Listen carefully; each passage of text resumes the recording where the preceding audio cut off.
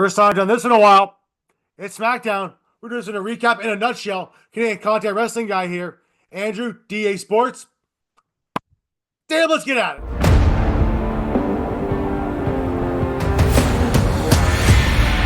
All right, on today's show, Tiffany retains. Jeff Cobb kind of gets a new name. Weird. Right? Just basically just call him JC. So all the Catholics are happy now. Right? Solo and Alexa Bliss, the lady girl, qualified for Money in the Bank. Remember a few days ago I talked about how Giulia is just they seem to be wasting her on Raw. Well, no, she moves Smackdown now. All right. And we also get two more matches for Saturday's main event. It's Smackdown in a nutshell. Right? Before we get anywhere further in this, if you want to look at the content here on DA Wrestling, please make sure you like, share, subscribe down below. In fact, a little icon here, pops up here, it tells you to subscribe. Here's a little favor, please do that. We really appreciate it. Small click for you, big click for us here at DA Wrestling. We are a Canadian content wrestling show. Anyway, let's get started. We thank you for everything too, by the way. Anyway, let's get on this here. Before I get into the Tiffany Stratton stuff, let's go through the Jeff Cobb stuff. So, Jeff Cobb debuted at Backlash in St. Louis when he helped, Jacob Fatu win, much to his chagrin, right? And now they call him Jeff Cobb at the pay-per-view. Just Jeff Cobb. Nope. No. They call him JC now. See, Solo came out along with Jacob Fatu and now JC. And Solo said, our friend JC. Yeah. You know what's called JC? Jesus Christ. They call him JC. A lot of people who love Jesus Christ call him, hey, JC, the big JC up there. Now you just call him Jesus Christ. His last name is now Mateo. Okay, then. Could have just kept with Jeff Cobb. Really, just could have just kept Jeff Cobb there. You didn't need to call JC Cobb. It's still Jeff Cobb, Mateo. It's like Cobb is now his middle name, Mateo's his last name, and Jeff is just his first name. Just go with Jeff Cobb. There's no point. Seriously. You just wasted wasted a patent name or whatever the hell it's called. Seriously. Honestly. What are you doing? Whose idea was this? Road Dogs? Anyway.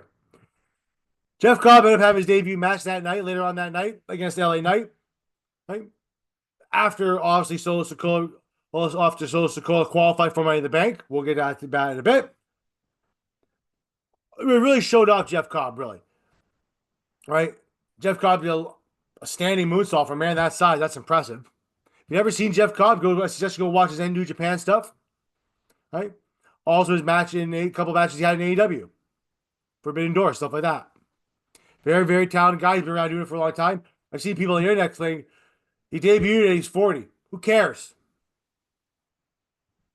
Who cares? 40 is not the same age that he used to be. It's not. People who think 40 is old now, pull your head out. Seriously. It's not the same. Not what it was 20, 30 years ago. Hate to break it to you. Anyway. Jeff Cobb then defeated LA Knight after a very long-winded battle, right? We showed off a lot of stuff. LA Knight ends up losing to Jeff Cobb, I believe it's the Sights of 1,000 Eyes, I think it's called. This finisher. Right? Jeff wasn't wearing his traditional trunks that he usually wears. He was wearing basically a pair of pants and a tank top. So semi there. Right? Question though I have for this too is LA Knight now public enemy number one to be crapped on? I'm not the biggest LA Knight fan. I understand his popularity and stuff like that. I'm not the biggest fan of him by any means, but you had him get pinned, eat the pin twice in the past couple nights. Like he got pinned at Money at Backlash. He got pinned on SmackDown. So what's the plan here with LA Knight now? Are we? Is somebody upset that he didn't like the Max Dupree thing? I'm looking at you. I'm looking at you, Jesse James, Road Dog. But we'll find out more. Right? But Jeff Cobb looked good his debut. It wasn't too bad too. I don't really like the fact they call him JC now. I mean that's just stupid. Right? Just better off calling him Jeff Cobb. And that's what I'm going to call him here, Jeff Cobb. I'm not going to call him JC. I'm going to call him Jeff Cobb. Don't even need to add the potato part. Just Jeff Cobb. That's it. Jeff Cobb. JEFFCOBB. Cobb. Right? There you go.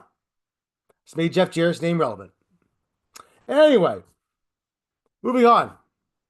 Tiffany Stratton retained her title. Thank God. Against Nia Jax. Now, it wasn't without a little bit of interference and controversy, I guess you want to call it that. Right? Naomi got involved earlier in the night. Tiffany Stratton was confronted by Jade Cargill saying, I'm going to eventually take your title after I win Money in the Bank qualifier. Tiffany's like, I'll be always ready because I'm Tiffany Stratton. I'm the prettiest girl in the ball. Okay, then. Meanwhile, in the back there, Naomi was standing there watching both of them. You think anybody would have noticed that? How you miss somebody wearing a big sign that says caution?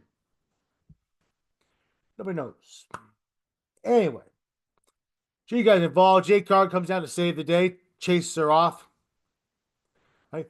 Before that, though, she kept throwing a chair in the ring there with Nia Jax tried to use. And Tiffany Stratton gave her a drop kick to the face with it. Busted her right open all over the place, bloodied. Right? Eventually, Tiffany Stratton hits her with her previous moonsault for the second time, because the first time Tiffany Stratton hit this previous moonsault on her, and Nia kicked out.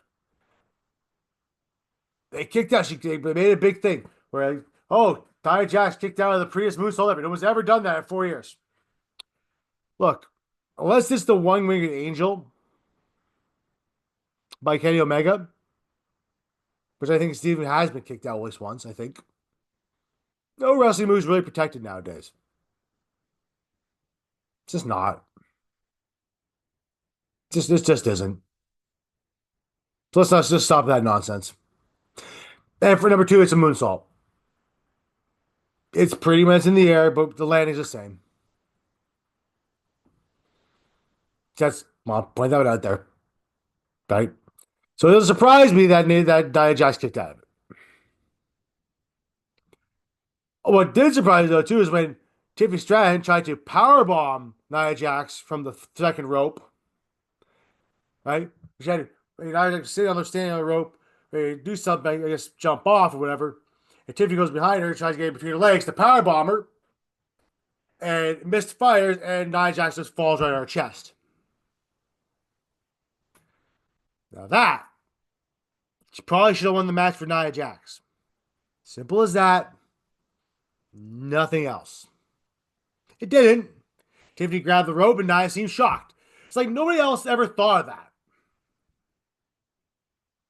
Just grab the rope. I feel Nia Jax needs a better finisher. I really do. I feel this. I understand it's a tribute to Yokozuna. I get it. Uncle Yoko. But Yoko was much bigger.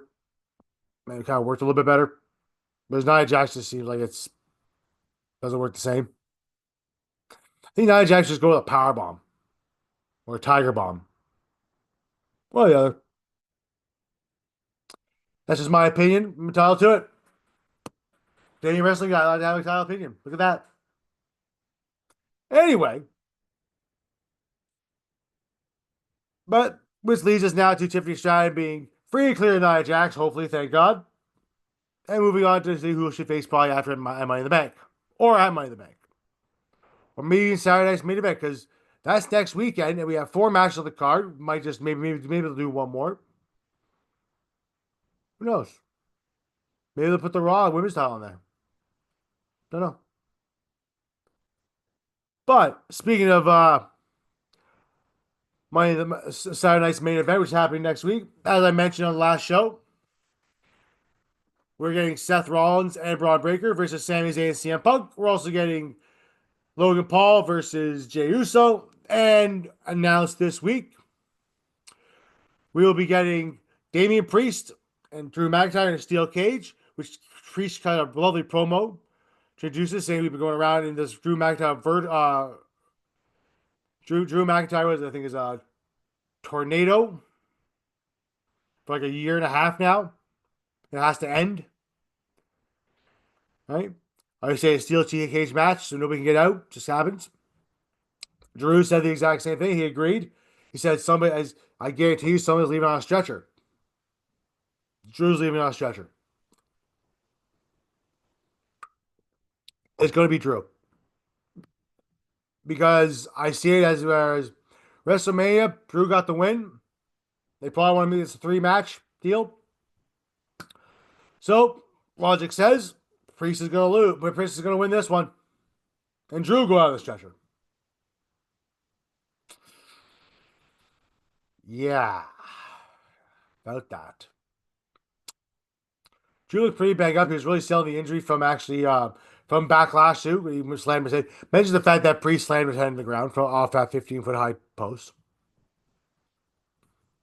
Misdirection shot happens. Feel bad for Drew, but it happened. And so we get that match, which should be a really good one, actually. And we're getting John Cena versus R-Truth for the world title. Let that one sink in for a second. Let's have a sip of my drink here.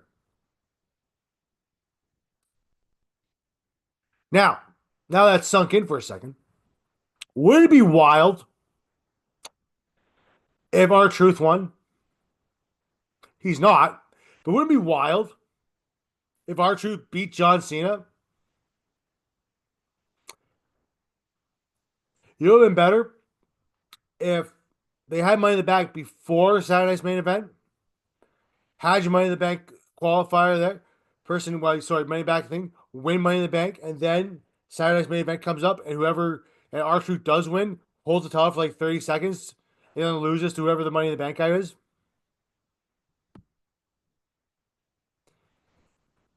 I feel that would have been a lot better. But hey, that's how things work out. It's good to see that John Cena is getting this match with R-Truth, to be honest with you, right? R-Truth has been in the company for years at this point there. He's been around for a very long time as Ron of the Truth Killings. Or I think it was also K-Quick at one point. It's good to see John getting this shot here. It's not going to happen, to be honest with you. I'm sure he's had a title shot. I've WWE title shot before as well. But this one here, see against John Cena is like childhood hero. He's looking, it's probably gonna be kind of a fun match. It's one of those things where he's been friends with Cena for a while. They want to do it just because they've never really done it, right? So I look forward to it. It should be a good match though. It should be a lot of fun. I don't see Truth winning, and who knows? Maybe we'll see the return of Cody Rhodes. We haven't seen Cody now since WrestleMania. Where's Cody? Oh, where is Cody had gone? Nobody knows. Nobody knows. Nobody knows. Moving on. Speaking of Money in the Bank, we have the first 2 qualifying matches this week on SmackDown. Right? Obviously, each show will have probably 3 people representing. Both the men's and women's sides. The men's and women's one started this week on SmackDown. Solo Sikoa is the first qualifier, right? He had to be Rey Fenix, right? And who the heck was? Oh, his brother Jimmy Uso. And Alexa Bliss ended up beating Chelsea Green, much to my dismay. And Michin, who I just don't know what they're doing with at this point. She's just there to enhance talent, I guess. I don't know. Right? She's talented for what she is. I just don't. I don't think WWE sees anything else in her. It's a shame too, because she is very talented. Right? Um, but yeah, Alexa Bliss won, which is great. I'm happy for Alexa Bliss winning. Um, I am surprised that they didn't put Chelsea in this, although they might still have a qualifying match somewhere else down the line. Maybe a last chance thing. Maybe Chelsea Green again and then. But yeah, Alexa Bliss ended up getting in there. Looking forward to it. I hope she's kind of my early pick to win right now. I'll see who else is in it, but right now I think Alexa Bliss is going to win it. I don't think Solo's going to win the Money in the Bank at all. Just don't see it. We'll see who else qualifies. Although I wouldn't be surprised if they put Phoenix into it or Penta, one or the other. Anyway, so remember what I said last week on a couple days ago that Giulia was being wasted on Raw? I did a video on it. Well, we know where Giulia is now. She's no longer on NXT, no longer on Raw. Even though they said, according to Dave Meltzer, that she wasn't moved going anywhere, her and Roxanne Perez. They're staying on NXT. Well, it looks like you pulled one over on Dave. She's now on SmackDown. She came out of the office after talking to Nick Aldis with Alexa Bliss and Charlotte Flair talking there about friendship from the past. Alexa Bliss is going to double cross Charlotte. Looking forward to it. And Giulia came out and said, "This is Giulia." So let's just see what happens here in Giulia with SmackDown. Like, her NXT run was quite good. Her Raw stuff she did was crap.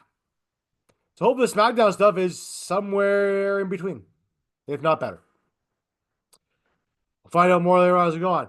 Hey guys, that's pretty much the show right there. That's all I really got today for SmackDown in a nutshell. We did also have DIY lose to Fraction in number one contender slot, yes, because they're now Fraction is now facing Street Profits next week on Raw for the tag team titles. We'll get another qualifying match next week for both things. Hey, that's SmackDown in a nutshell, folks. Overall, it was a pretty good show. Wasn't bad. High of highs, a little bit of lows. There'll be a SmackDown before Saturday night's main event.